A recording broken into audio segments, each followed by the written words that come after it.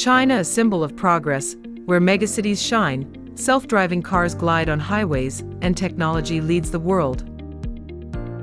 But behind the glamour lies a hidden story, the elderly who built the country, now left alone. Imagine an old man sitting quietly on a wooden chair, looking at a deserted village road, or an old woman collecting scrap metal in a dark alley in the city. In remote villages, only the sound of wind through broken windows. This is China in 2025, where the aging population crisis is exploding. By 2040, more than 400 million people over 60 will live here, far exceeding the population of the United States. But who will care for them? Who will ensure they are not poor or lonely? Today, we explore this invisible crisis, from deserted villages to dark street corners, from unfulfilled promises to desperate efforts. This is the story of a nation racing against time. Get ready, because this journey will make you reflect on progress and compassion. Like, subscribe, and don't forget to leave your #1 comment to explore together. Let's get started. Imagine you are standing in Tiananmen Square in Beijing, where history meets modernity. Around you are sparkling glass buildings, dazzling digital billboards, and streams of young people rushing with new smartphones. You walk into a convenience store where a robot waiter delivers you a cup of bubble tea in seconds. In Guangzhou, smart robot factories operate 24/7. In Hangzhou, tech companies like Alibaba are shaping the future of global e-commerce. But turn down a smaller street, and you'll find a different reality. An old man pushes a rickety cart, trying to sell some fruit to buy medicine. An old woman sits on the side of the road, her eyes glazed over as she watches the passers-by, unnoticed. And if you step away from the city lights and venture into the countryside of Hubei and Jiangxi provinces, you'll find villages almost devoid of young people. According to China's Ministry of Civil Affairs, more than 65% of residents in some rural areas are over 60. The empty houses, abandoned fields, and silent streets tell the story of a generation left behind. China is a country of contradictions. On one side lies the glory of technology and economic growth, on the other lies the darkness of inequality and neglect. How can a country lead the world in artificial intelligence, but leave millions of its elderly people living in poverty? To answer, we need to go back to the roots of Chinese culture and history. For thousands of years, Chinese culture has been shaped by Confucian thought, where filial piety is an unshakable pillar. Elders are seen as sages, upholders of family and community traditions. In ancient villages, a family might consist of 5 generations living together, sharing joys and hardships. The elderly are at the center of rituals, from ancestral worship to longevity celebrations, and are cared for with devotion by their children and grandchildren. In ancient Chinese literature and art, the image of an old man sitting under a peach tree, telling stories to his grandchildren, is a symbol of harmony and longevity. Festivals such as Qingming and Chongjiu have always paid special respect to the elderly, with gifts and wishes for good health. But the world has changed. The upheavals of the 20th century, from the Cultural Revolution to Deng Xiaoping's economic reforms, have shaken the traditional family structure. The introduction of the one-child policy and the wave of urbanization have caused millions of young people to leave their hometowns, leaving their parents and grandparents in cold homes. One grandmother, Ms. Du, who lives in Fujian province, shared, "In the past, my house was always filled with laughter. Now, it is just me and him, living with memories." Filial piety is still mentioned in political speeches and movies, but in reality, it is being suffocated by the pressures of modern life.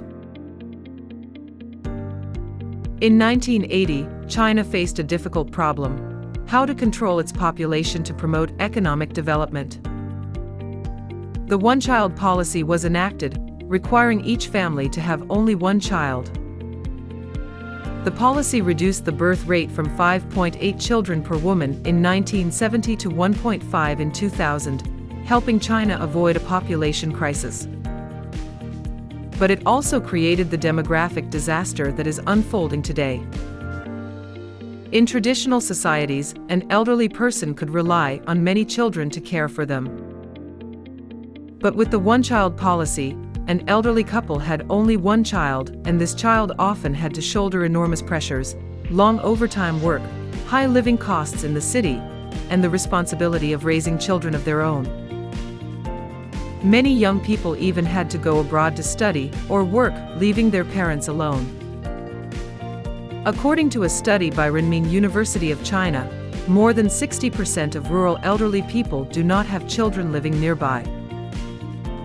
"My daughter is in Australia," said one man, Mr. Chow, who lives in Shaanxi province. "She calls every week, but I don't want to tell her I'm sick. I'm afraid she'll worry." The one-child policy has reduced the number of young people, but at the cost of the disintegration of the family network that was once the backbone of Chinese society. Since the 1980s, China has experienced an unprecedented migration. More than 350 million young people have left the countryside to find work in big cities, from factories in Dongguan to tech companies in Hangzhou. The economic boom has needed young workers, and they have flocked to cities with dreams of a better life. But the price of this migration is abandoned villages, where only the elderly and faded memories remain. In Hunan province, there are villages where more than 85% of residents are over 60. Once green rice fields are now overgrown with weeds. Schools that once echoed with the sound of reading are now closed with dusty chalkboards. An old woman, Ms. Su, who lives in one such village, shares, "I miss the days when the whole village gathered together. Now there are only a few of us left, living like ghosts." These villages have lost not just young people, but also life. Shops have closed due to lack of customers. Health clinics lack doctors and medicines. The elderly are left to do everything themselves, from growing vegetables to repairing their homes, despite their increasingly frail health. The exodus has brought prosperity to the cities, but it has also left an unfillable void at home. China has a pension system, but it is on the verge of collapse. In big cities, people who have worked in state-owned industries receive relatively stable pensions of around 4,000 to 6,000 yuan a month. But in the countryside, the average pension is only 150 to 400 yuan, not enough to buy food, let alone pay medical bills.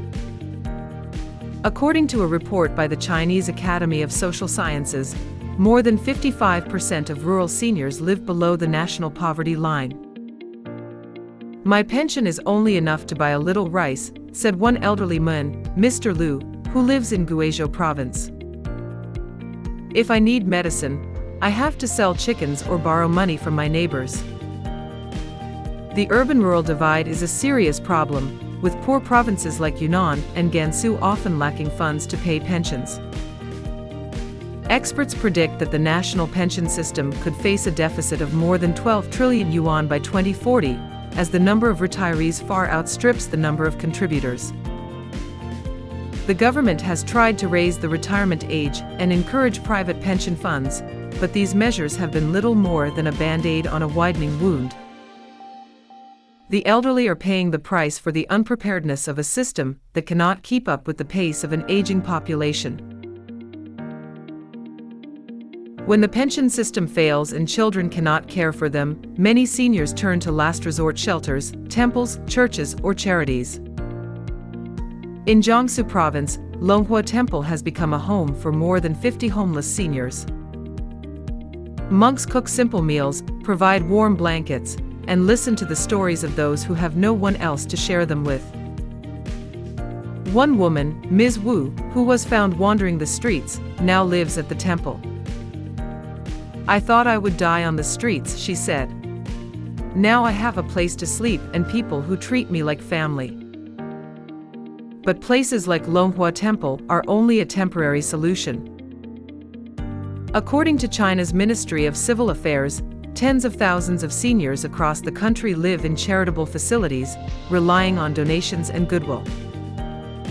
Some NGOs have set up small, community homes, where seniors share rooms and receive basic care.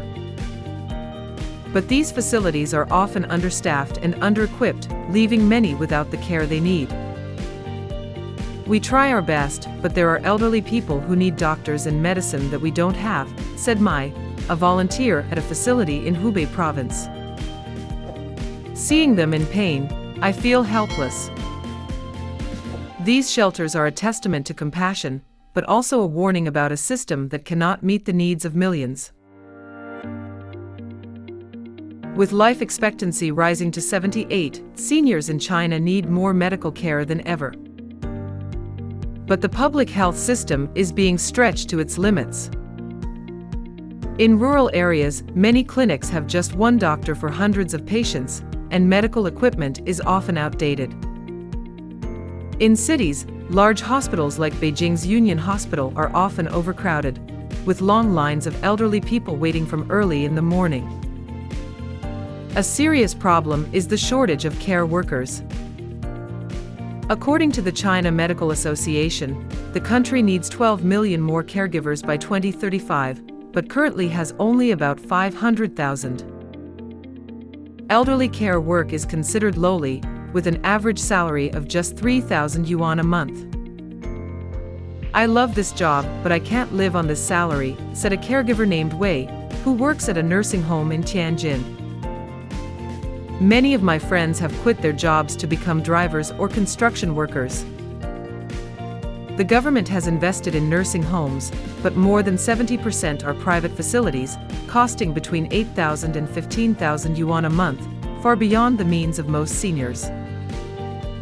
Meanwhile, public nursing homes meet only 10% of demand, with waiting lists that stretch for years. As a result, many seniors are left to cope with ailments ranging from high blood pressure to diabetes without adequate medical support.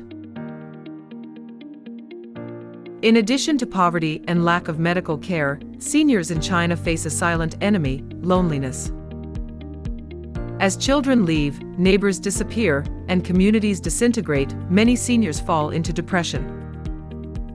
A study from Fudan University found that more than 45% of seniors in China experience severe loneliness, with the numbers even higher in rural areas.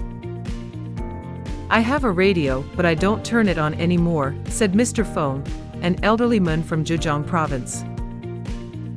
"The music doesn't make me feel less lonely. I just want to hear people's voices, even if it's just a hello."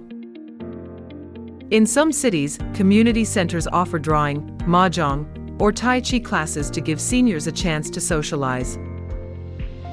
But these programs only reach a small fraction of the population, and many still live in an eerie silence. Loneliness affects not only mental health, but also physical health.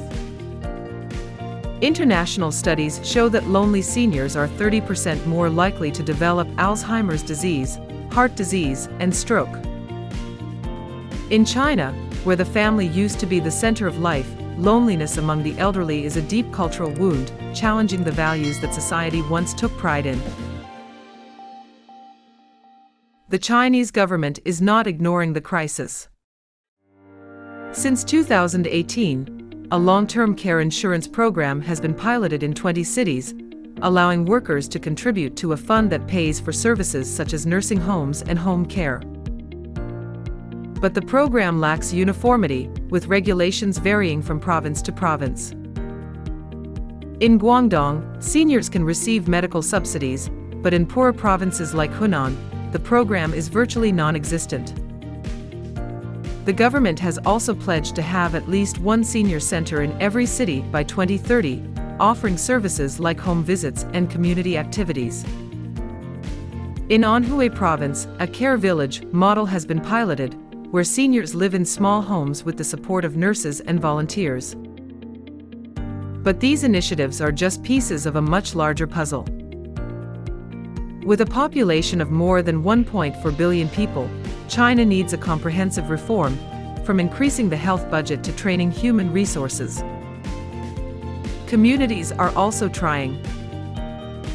In Yunnan province, a group of women have formed a sisters team, bringing food and clothing to lonely seniors.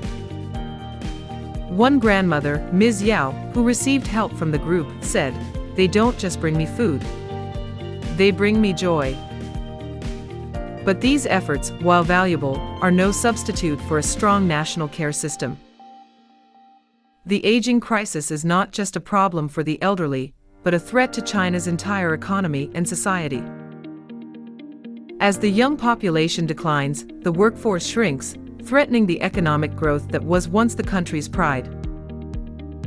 According to the Asian Development Bank, China's elderly dependency ratio will rise from 22% today to more than 55% by 2050, meaning each worker will have to support more than 2 elderly people. Healthcare and elderly care costs are soaring, expected to account for more than 20% of GDP by 2040. Without reform, the pension system could collapse, leading to social unrest. "I work 12 hours a day, but I still worry about how I can take care of my parents," said Lon, a young worker at a company in Shenzhen. "If they get sick, I don't know what to do." These pressures could lead to social discontent, especially as younger generations feel caught between family responsibilities and personal ambitions. The crisis is also affecting culture. As the elderly are left behind, traditional values such as filial piety are fading, leaving a spiritual void in society. This is not just an economic issue, but a question of national identity. China is not the only country facing an aging population. Japan, with more than 30% of its population over 65, has built an advanced elderly care system, using robotic assistance and programs to encourage seniors to work part-time. Germany has implemented national long-term care insurance, ensuring all seniors have access to health care. These models show that the crisis can be managed, but only with early preparation and heavy investment. China can learn from this by encouraging childbearing through policies such as housing subsidies, tax breaks for large families, and expanded parental leave. It also needs to train millions of caregivers and build affordable public nursing homes. But most of all, China needs to restore the value of its elderly to society, making them part of the community rather than a castaway. A notable initiative in Japan is Schools for the Elderly, where seniors teach children about history and culture. China could adopt this model, helping the elderly feel valued and connected to the younger generation. These changes will not be easy, but they are necessary to avoid a social catastrophe. China's aging crisis is a wake-up call to the world. Progress cannot be sustained if it ignores the people who sacrifice to achieve it. China has an opportunity to change by reforming its pension system, investing in healthcare, and building a society where seniors are respected not just in words, but in actions. Each of us has a role to play. Spend time with your grandparents, parents, or older people in your community. A phone call, a meal together, or a hug can do wonders. In China, these small acts are making a difference, from volunteer groups delivering meals to the elderly to children writing letters to their grandparents back home. We want to hear your thoughts. What about this story resonates with you the most?